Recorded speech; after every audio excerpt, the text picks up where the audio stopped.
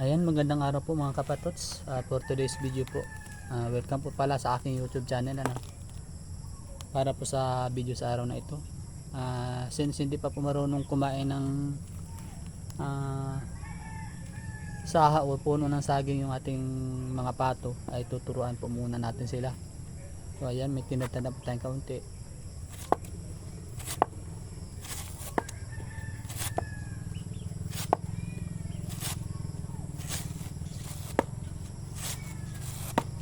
Nagtatad na po ako ng kaunti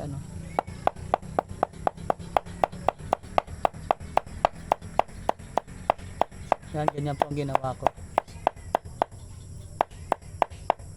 Nasubukan ko naman na po ito doon sa aking mga naunang pato. Nag-click naman siya. At sa una lang, pero sa una halos hindi sila kumain, pero nung nasanay na sila, yan, malakas na silang kumain. So bali ito, may ginawa na tayo dito. Ayan, ito na lang muna ipapako natin. May nilahukan ko na siya ng dahon ng ipil-ipil or cypress. Tapos marami pa siyang feeds at saka half siya ng feeds at saka yung rice bran or ipa. Tapos i-mix natin ng tubig.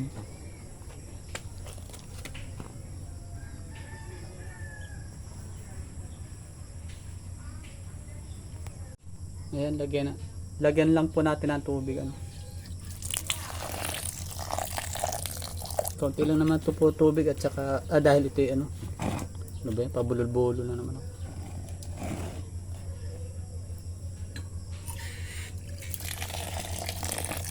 Pag marami po kasing tubig, baka hindi na mag-mix yung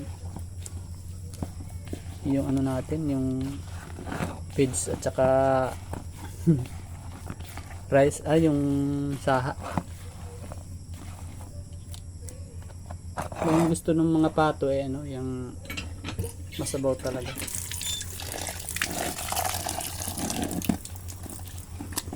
Para hindi sila nabubulunan.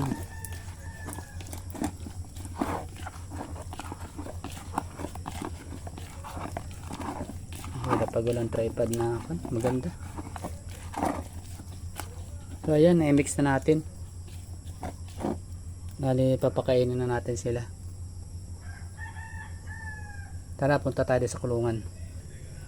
Ayan, bigyan muna natin yung ating manok din na isang piraso. 4 itong sisiyo ng manok na to. Pinakawala namin ni BN ng isang araw. Hinabol na siya ng aso. Ay parang nadali yung isa. Tapos yung dalawa ay naglayas na, hindi na siya bumalik. So,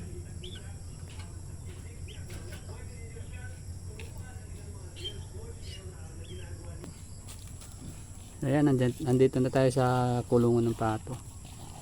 Hindi ko ito nililinisan kasi pag nilinisan mo yung mga ipot nila makuha sa putik. Maganda yung may dahon para mag-mix yung nila, yung dumi. Yan, konti pa lang naman yung lahok. Sobrang ila pa nila. Palibasa doon sa mga pinagbilan ko nitong mga pato, hindi sila na parang ligaw talaga lang sila. Ayan, sobrang ila pa Pag pinakain mo, kaunting mapalapit ka, tatak mo na kaagad.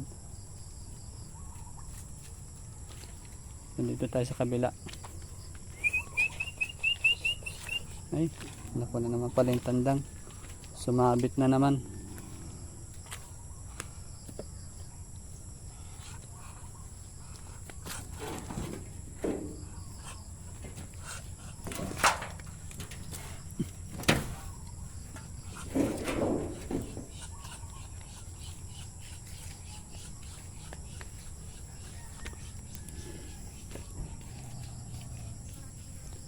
Sobrang lamang pa ng nila, ng kuha nila ngayon, ng feeds at saka ipa.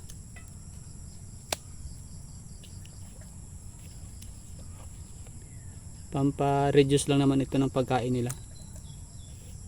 Tapos pag yung ano, pag yung malakas na talaga silang kumain,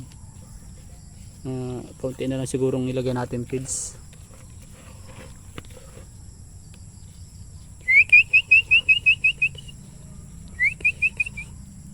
Hindi pa lumalapit yung ano, naglilimlim.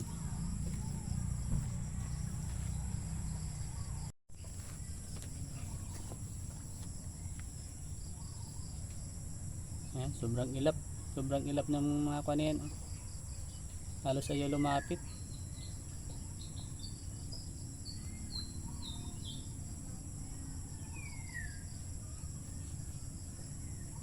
Layo-layo tayong konti para lumapit pagkain.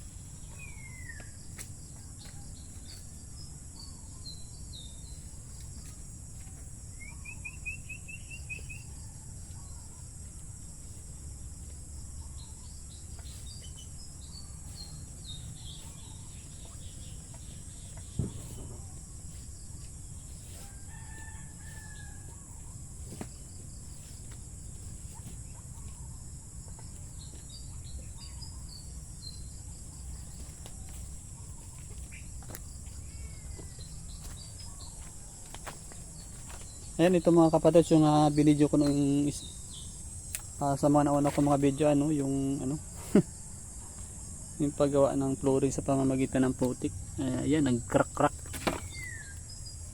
Hindi pala talaga siya katulad nung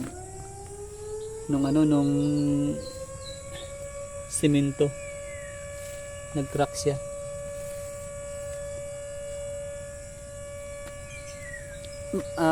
Matigas na siya, pwede nang tapakan, kaya lang nag-crack. Ewan pag ito nabasa kung siguro mapuputik uli ito pag pabalik-balik na nalalakaran. Sa ngayon medyo tag-init pa sa dito sa lugar namin. So ayan, madadaanan na natin. Pero tingnan natin pag nagtag-ulan. Pag napuno ng tubig yan, tapos yung mga pato dito magtitigil yan. Pag napuno ito, dito magtitigil yan dahil mataas na lugar ito.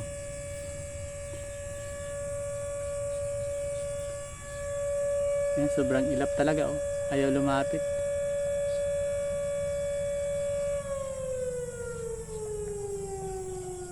Pasensya na kayo mga kapatods at medyo madumi yung aking area. Hindi talaga medyo, talagang madumi.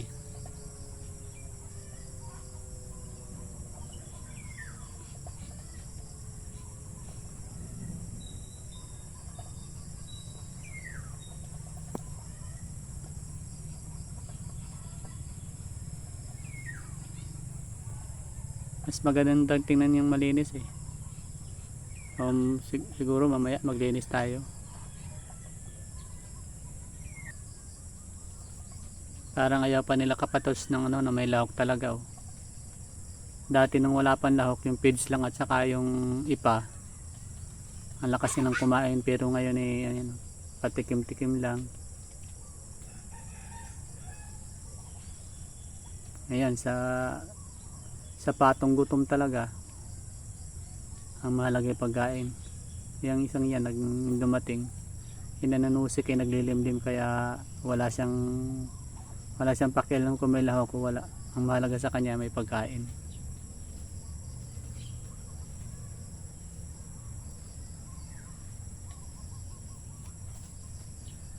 So ayan, hanggang dito na lang po muna ang ating video mga kapatods. Maraming salamat po sa mga silent viewers, sa mga nanonood po ng aking mga video.